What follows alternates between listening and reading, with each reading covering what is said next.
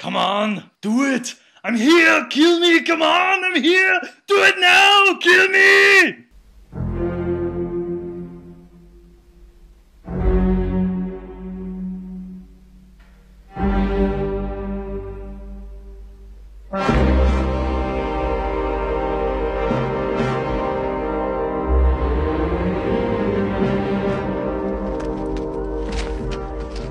Welcome to another edition of Movie Mania. Captain couldn't be here with us this week because we couldn't figure out how to get Skype to work. It's really difficult on my computer. But we have a special guest here, Billy T800, super early in the morning over there in England, super late at night here in Australia. So let's just see whose brain gives out first with these crazy time zones. Thank you very much for having me, Bandit. It's an absolute honour. I feel as if this is the actual UN ambassador talk here. Me being from Scotland. Scotland, by the way, not England. I thought I'd correct you before you continue. But obviously I'm the Sean Connery and you're the greatest export that ever came out of Australia, Paul Hogan. Oh, serious? Now, should we get to our first topic of the day? By the time this is uploaded, hopefully our American cousins across the mighty Pacific, or the Atlantic in your case, would have seen it. Just a word of warning for any of our listeners, if you haven't seen RoboCop yet, this is a full spoiler discussion, so just click on the annotation and the timestamp in the corner here, and just skip ahead and then come back and watch this when you've seen the movie, because we're going to just spoiler every bit out of it. How awesome was this movie? This movie was absolutely fantastic. I can't praise it enough. I know I only gave it a 3.5 in my video, but as a remake, it's been the best remake that I've seen in a long time. I've been glad to see, like, most of the other reviews have said that it's been pretty good. You know, of course, there's, like, the RoboCop fanboys that are clinging onto the old one that just can't get past the fact that there's not a whole amount of blood squibs just splattering everywhere, which does suck a little bit. I mean, I don't think you need the blood anyway. I mean, you got a little bit of blood in this movie, but you don't need it because I think the action and the actual story, the character development actually said it all as far as I'm concerned. You know, people talk about Total Recall as like a really bad remake, which it definitely was, but like the difference between that remake and this one is that one stripped away all of the guts and all of the edge of Total Recall, but it didn't have anything to replace it with. RoboCop had a ton of other stuff there going on to replace it with, and that's why I enjoyed it so much. You say that you have a theory as to why Alex Murphy has still the right hand intact. Please tell me, because this is bugging the hell out of me. Anyone's seen the original movie, the fantastic bit that Clarence Bodiger takes the shotgun and does the old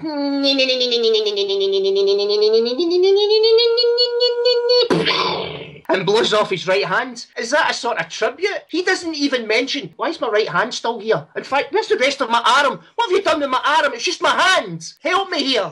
Well, I didn't get it. I should probably say, like, my theory on that is not really my theory. I'm actually stealing it from a podcast that I listen to. The Weekly Planet's the official podcast of comicbookmovie.com. Mr. Sunday Movies is a great channel here on YouTube. Check him out. But their theory on that was about, maybe it's because, you know, this RoboCop, you know, he's supposed to be able to sort of relate to people, to get them to be used to the idea of having robots on the street. So I thought maybe they left the hands so that he can shake people's hands, you know, or make that connection with them so that they know there's a human inside that monstrosity of metal. But one of my subscribers, though, said when he shot people and killed people, he shot them with the robot hand, but when he stunned them with the stun gun, he did it with the human hand. But I don't remember him having two guns. Do you remember him having two guns? Did he not have a machine gun and then it was a stun gun? Yeah. Oh, yeah, he did, didn't he? Both legs actually open up. One releases the stun gun. Yeah, that's probably why they did it, because I wanted to show when the human side shows compassion, he's shooting with the human hand. In fact, there was only one person that he killed with the human hand, and that was Michael Keaton. I'm sure that was probably a statement. So they obviously put a lot of thought into that. Some people have been having a go at the black suit, saying, oh, they're trying to Dark Knight the suit, but I think that was actually more connected to Officer Murphy's own journey, because, you know, when he's first made RoboCop and he still has his humanity, he's silver, and then when they strip away his emotions, they strip away his free will, and they try to turn him into a robot, that's when he becomes black. And at the end of it, when he gains his humanity again, Silver. So I don't steps think into it the was light. so much, it was more a storytelling device of his own internal journey over the course of that. The showdown with Michael Keaton at the end, that was a little bit strange. Like the whole way that went down. Like, you know how Yeah. it's like Michael Keaton like goes from just being this corporate sleazebag, and he's like got the gun, and he's like, yeah, I'll shoot your wife, and I'll shoot your kid as well. What you gonna do about it, man? Huh? You gotta...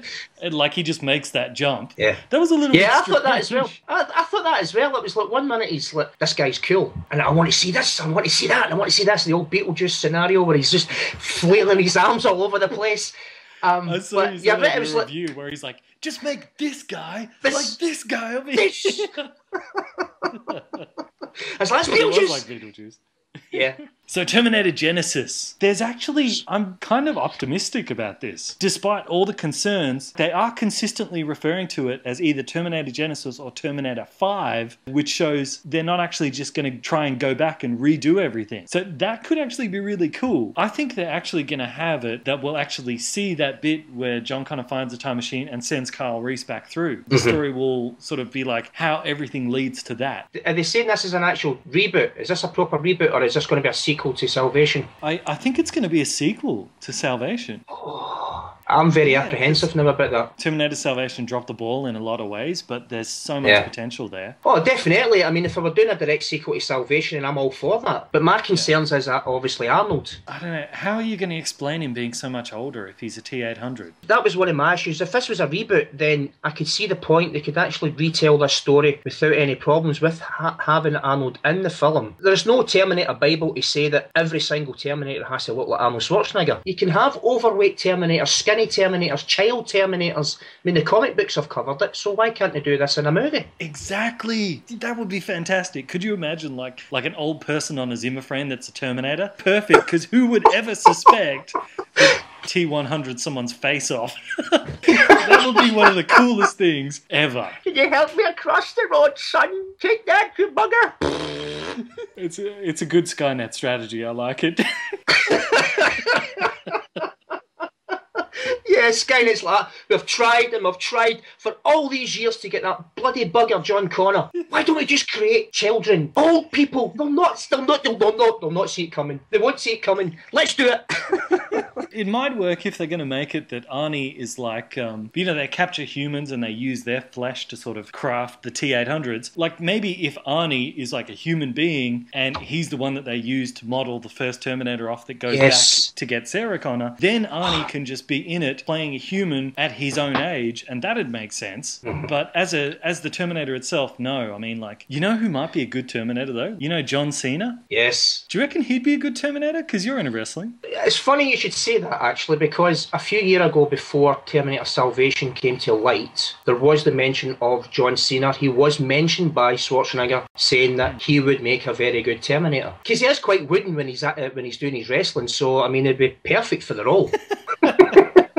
But I'm hearing that The Rock is apparently been penciled down for to play a Terminator, apparently. Are you serious? Yeah, Really? that's what I'm hearing. Wow, Yeah. man. The Rock is just doing everything, isn't he? Yeah, I know. He seems to be involved in all kinds of reboots. I mean, I just hope the DC thing is true.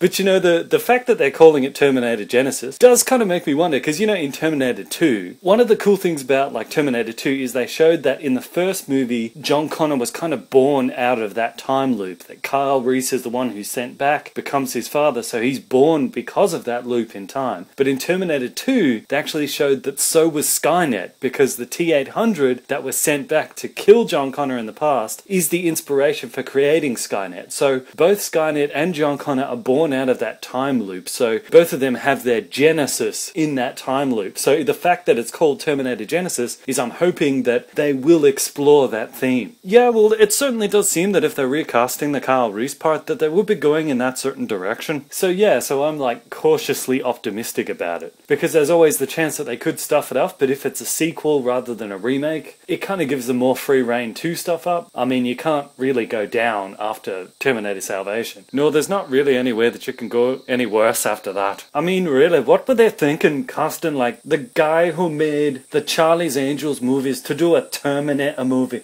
That just doesn't make any sense to me at all. Yeah, I think like everyone heard that Christian Bale freak out and wasn't quite sure why it happened, but then when we saw the movie we were like, oh, yeah, I would probably freak out too. But for me, Terminator Salvation is actually more of like an interesting puzzle to solve, because there are some really cool elements in that. It's just that the execution of them is done so poorly that it ruins them. Like, you know, in all the previous movies set pre-Judgment Day, it was all about, like, men from the future going back into the past, whereas Terminator Salvation, Sam Worthington's character, Marcus, he died in the past and he was resurrected in the future. So it was like a reverse time travel movie where instead of going man from the future going into the past, it's man from the past coming into the future, which fits with it being post Judgment Day. So like, that's a cool idea. That's cool. And the whole thing of Marcus being a Terminator that doesn't really know that he's a Terminator, that's kind of cool. You had like a strong female character. It sort of mirrored the whole big brother relationship between Arnie and the young John Connor with Marcus and the young Kyle Reese. That was good. You know, the whole thing of, if you're listening to this, you are the Resistance, that's a cool line. So there are good things buried under a million tons of stupidity. But yeah, there is plenty to worry about with that movie. I mean, the whole point of Marcus being there to lure John Connor into Skynet, but then when he does get into Skynet, their plan to take him out is like one Arnold Schwarzenegger in the entire factory. Yeah, and not only that, but they establish early on in the movie that John Connor is only number 2 on Skynet's hit list. Kyle Reese is number 1, and Marcus spends the whole movie with that kid. Just send a message into his brain telling him to attack the kid, and it's all over. He's right there. Even when Kyle Reese is in the Skynet headquarters in Terminator Salvation, you see one of them, it scans him and it recognizes his face and it says Kyle Reese, and this big mechanical arm goes and plucks him up, and instead of just killing him, it goes and puts him in a holding cell so that John Connor can free him later? Why? Why didn't it just kill him right there? And how does Skynet really even know that he is Kyle Reese? Because in the Terminator, they said that they didn't know who his father was. So there's a couple of times where different Terminators are scanning his face and they see him, and it identifies Kyle Reese. But they had no way of knowing it was Kyle Reese. And if they knew that, why didn't they go back and take out Kyle Reese in the past instead of John Connor? Oh, there's so many holes. Oh, you're so right, there are so many holes in that. Yeah, and isn't John Connor lucky that the Terminator, when it does get a hold of him in that final Terminator Salvation fight, there's like 3-4 moments where the T-800, it gets a hold of John Connor, and rather than just grabbing him and punching a hole right through his head, it decides to just fling him around. It like throws him into a bunch of barrels, throws him off a balcony.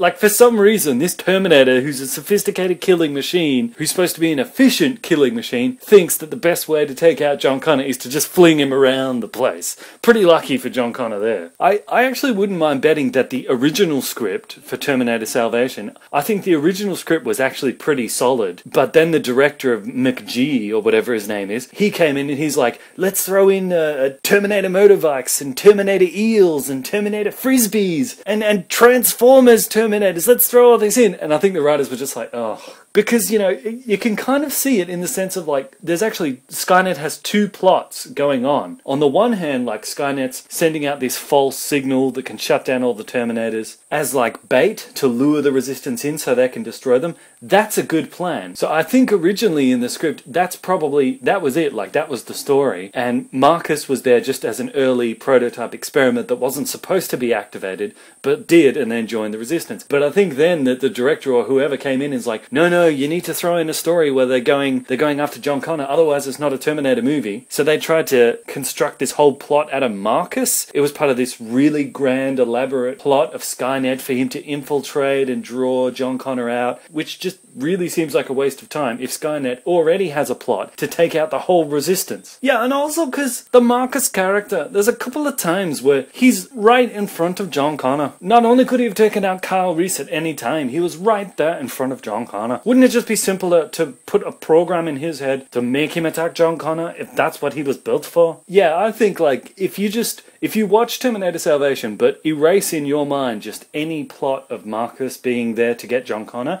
just erase erase that from your mind, everything makes a hell of a lot more sense as to like why Skynet will be unprepared for when John Connor shows up there, all the opportunities that Marcus missed to take out his targets. All of it makes a lot more sense, and it's actually a much better movie if you erase that bit from your head.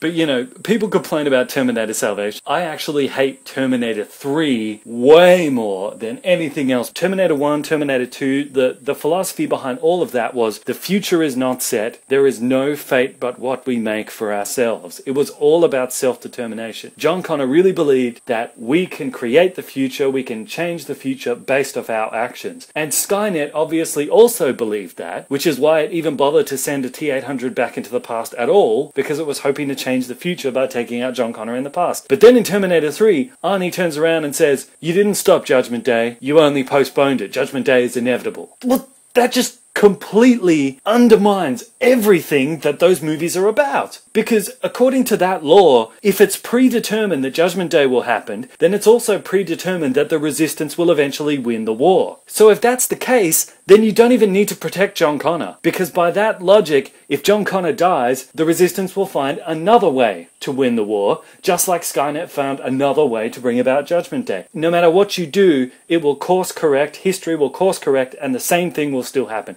So if that's true, there's no point to anything. Ugh. There's not enough words for how much I hate that movie. You know, I think that's just there to try and explain why it is that the Terminator kept coming back, because it was so clear at the end of Terminator 2 that they had stopped Skynet, and then suddenly to have a new movie, they needed a rationale for it, and that was all they could do. Yeah, it does kind of carry with it that feeling that they pretty much just made it up on the spot. But it goes past that. Like, they turned the Terminator into a cartoon. He's a massive joke. Like, there are a few moments of levity in, like, Terminator 2 and stuff, but you're not laughing at the Terminator. You're laughing more at people's reactions to him. There's only like one or two moments where you are laughing at him, like where he's trying to do the goofy smile, or where he's standing on one leg and John Connor's like, "Put your leg down." Moments like that, but that's okay because that comes off the back of the Terminator just putting heads through walls for like an hour leading up to that. So it's okay. But in Terminator 3, they never had that. He was just a goofy idiot right from the start. You never got to see how dangerous he really was. So we should probably cover our movie manic winner question. Last month's podcast, there was a little clip of dialogue at the beginning there that was taken from a movie, and I said if anyone can guess where that movie comes from, they will be our movie manic for the month, and they can pick a topic of discussion for next month's podcast. Well, the winner was Woody Kid 2K.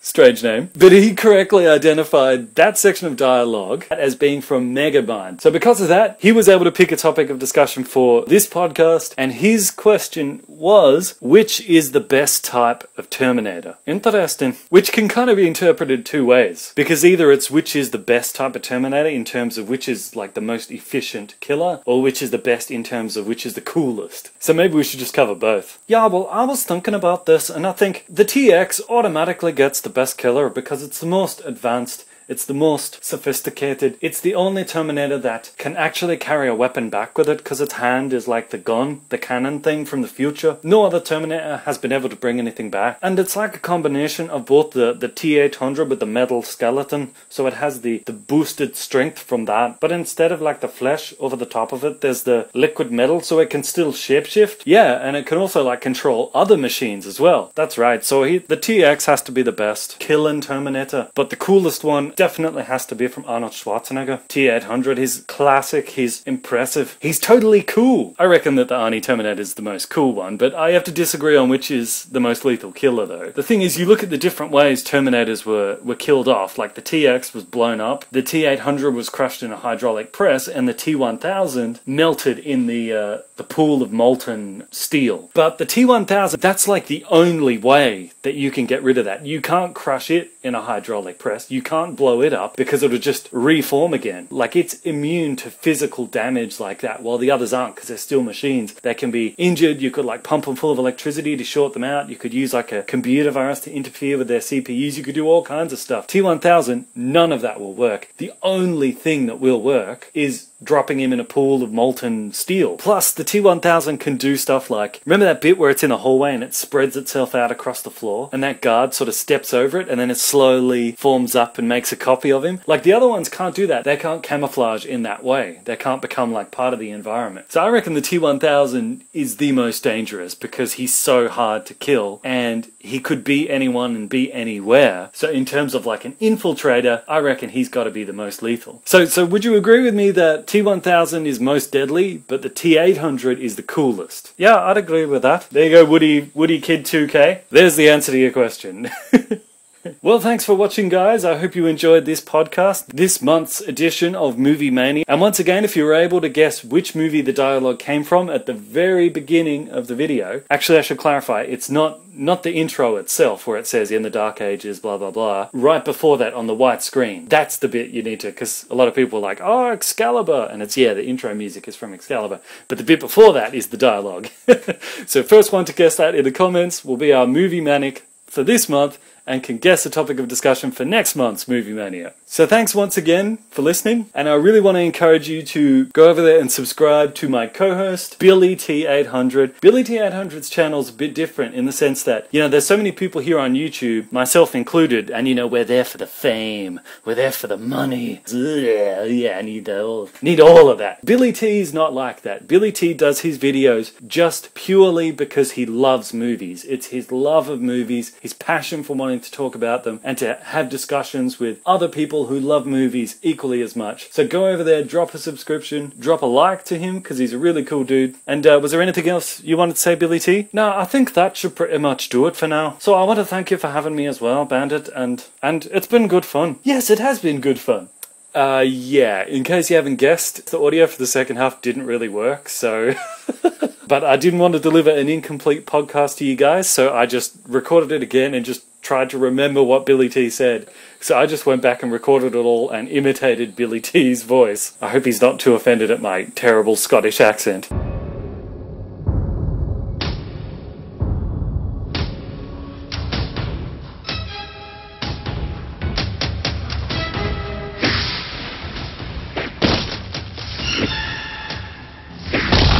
You're quiet, boy!